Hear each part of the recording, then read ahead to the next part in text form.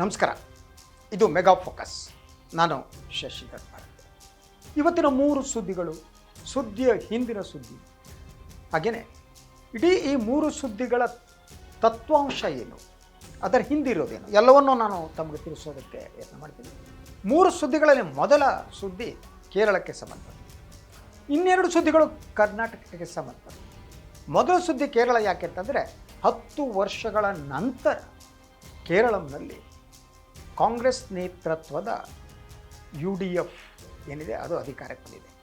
ಸತತವಾಗಿ 2 ಟರ್ಮ್ನಲ್ಲಿ communist LDF ಏನಿದೆ ಅದು ಅಧಿಕಾರವನ್ನು ನಡೆಸಿದೆ. ಈ ಸಲ ಒಂದು ಅಭೂತಪೂರ್ವವಾದ ಒಂದು ಜಯ UDFಗೆ ದಕ್ಕಿದೆ.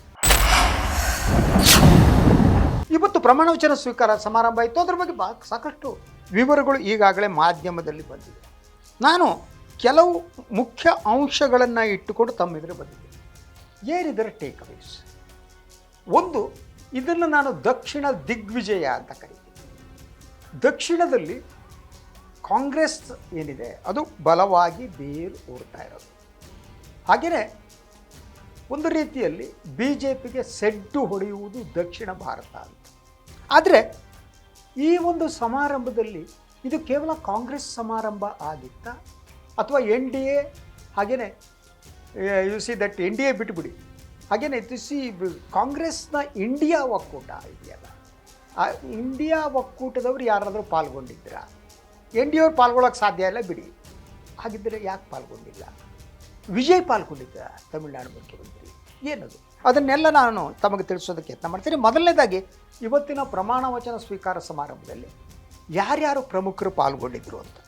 ರಾಹುಲ್ ಗಾಂಧಿ ಅವರು ಪಾಲ್ಗೊಂಡಿದ್ದರು, ಪ್ರಿಯಾಂಕಾ ಗಾಂಧಿ ಅವರು ಪಾಲ್ಗೊಂಡಿದ್ದರು, ಮಲ್ಲಿಕಾರ್ಜುನ್ ಖರ್ಗೆ ಅವರು ಪಾಲ್ಗೊಂಡಿದ್ದರು, ಸಿದ್ದರಾಮಯ್ಯನವರು ಪಾಲ್ಗೊಂಡಿದ್ದರು, ರೇವಂತ್ ರೆಡ್ಡಿ ಅವರು ಪಾಲ್ಗೊಂಡಿದ್ದರು, ಸುಖವಿಂದರ್ ಸಿಂಗ್ ಸುಕ್ಕು ಅವರು ಪಾಲ್ಗೊಂಡಿದ್ದರು, ಹಾಗೆಯೇ DK ಶಿವಕುಮಾರ್ ಪಾಲ್ಗೊಂಡಿದ್ದರು. ಈ ಲಿಸ್ಟ್ನಲ್ಲಿ ಇಂಡಿಯಾ ಒಕ್ಕೂಟದ ಬೇರೆಯವರ ಹೆಸರುಗಳು ಕಾಣ್ತಾ ಇಲ್ಲ. ಸೊ ಒಟ್ಟು 21 ಸದಸ್ಯರ ಸಚಿವ ಸಂಪುಟ ಇದು.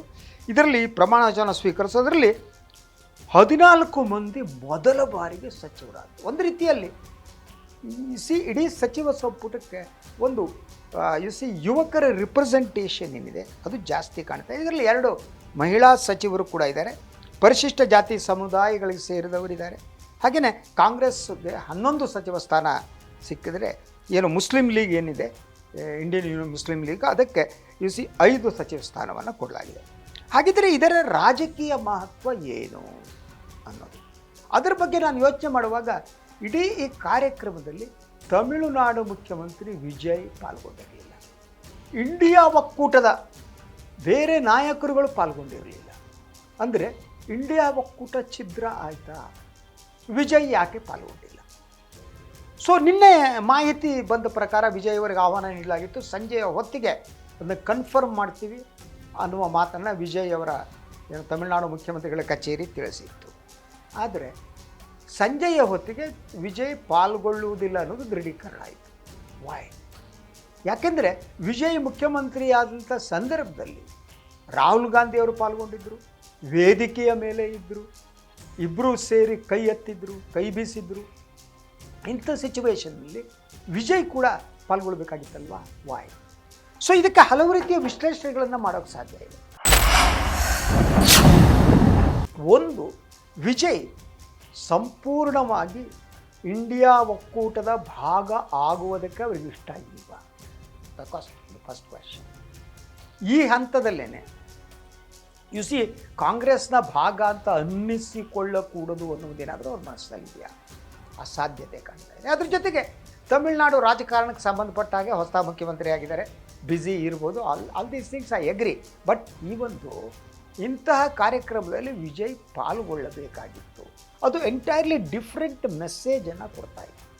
ಮತ್ತು ವಿಜಯ್ ಇವತ್ತಿನ ಕಾರ್ಯಕ್ರಮದಲ್ಲಿ ಪಾಲ್ಗೊಂಡಿದ್ದರೆ, ಪ್ರಮಾಣವಚನ ಸ್ವೀಕಾರ ಸಮಾರಂಭದಲ್ಲಿ ಇಡೀ ದಕ್ಷಿಣ ಏನಿದೆ ಅದು ಕಾಂಗ್ರೆಸ್ ಮತ್ತು ಇತರ ಪಕ್ಷಗಳ ನಿಯಂತ್ರಣದಲ್ಲಿದೆ ಅನ್ನೋ ಮಾಹಿತಿ ಅಥವಾ ಸಂದೇಶ ಹೋಗ್ತಾ ಇತ್ತು. ಆದರೆ ವಿಜಯ್ ಪಾಲ್ಗೊಂಡಿಲ್ಲ. ಯಾಕೆ? ಸೊ ಕೆಲವು ಮಾಹಿತಿಯ ಪ್ರಕಾರ ಒಂದು ಬ್ಯಾಲೆನ್ಸಿಂಗ್ ಆ್ಯಕ್ಟನ್ನು ವಿಜಯ್ ಮಾಡ್ತಿದ್ದಾರೆ. ಒಂದು, ಪ್ರಧಾನಿಯವರನ್ನು ವಿಜಯ್ ಭೇಟಿ ಮಾಡಲಿದ್ದಾರೆ ಅನ್ನೋ ಸುದ್ದಿ ಕೂಡ ಇದೆ. ಆ ಸುದ್ದಿ ಕೇಳಿ ಬರ್ತಾ ಇದೆ, is going to see that meet ಮಾಡ್ತಾರೆ. ಹಾಗಿದ್ದರೆ ಎನ್ ಡಿ ಎ ಮತ್ತು ಇಂಡಿಯಾ ಒಕ್ಕೂಟದ ನಡುವೆ ಅವರು ಒಂದು ಸಮತೋಲನವನ್ನು ಕಾಪಾಡಿಕೊಳ್ಳುವ ಒಂದು ಯತ್ನವನ್ನು ವಿಜಯ್ ಮಾಡ್ತಾ ಇರ್ಬೋದು ಅಂತಲೂ ಕೂಡ ವಿಶ್ಲೇಷಿಸಲಾಗ್ತಾ ಇದೆ. ಒಂದು ಕಡೆ ವಿಜಯ್ ಬಂದಿಲ್ಲ, ಎರಡನೇದಾಗಿ ಇಂಡಿಯಾ ಒಕ್ಕೂಟದಲ್ಲಿ ಸ್ಟಾಲಿನ್ ಬರ್ಬೋದಾಗಿತ್ತು, ಹಾಗೆಯೇ ಮುಲಾಯಂ ಸಿಂಗ್ ಯಾದವ್ ಅವರ ಪುತ್ರ ಅಖಿಲೇಶ್ ಯಾದವ್ ಅವರು ಬರ್ಬೋದಾಗಿತ್ತು. You see that Mamata Banerjee ಈಗೇನು ಬೇರೆ ಕೆಲಸ ಇಲ್ಲ ಅವರಿಗೆ, ಅವರು ಬರ್ಬೋದಾಗಿತ್ತು. ಆದರೆ ಇಂಡಿಯಾ ಒಕ್ಕೂಟದ ಬೇರೆ ಯಾವ ನಾಯಕರುಗಳು ಕೂಡ ಇವತ್ತಿನ ಕಾರ್ಯಕ್ರಮದಲ್ಲಿ ಪಾಲ್ಗೊಳ್ಳದಿರುವುದು ಒಂದು ಸಂದೇಶವನ್ನು ಕೊಡುತ್ತೆ, ಇಂಡಿಯಾ ಒಕ್ಕೂಟ ಈಗ ಸರಿಯಾಗಿಲ್ಲ. ಅದ್ರ ಜೊತೆ ಇಂಡಿಯಾ ಒಕ್ಕೂಟ ಅಸ್ತಿತ್ವದಲ್ಲಿ ಇದೆಯಾ ಇಲ್ವಾ ಅನ್ನುವ ಪ್ರಶ್ನೆ ಕೂಡ ಇದೆ. ಒಂದು ರೀತಿ ಒಡೆದು ಹೋದಂತೆ ಕಾಣ್ತಾ ಇದೆ.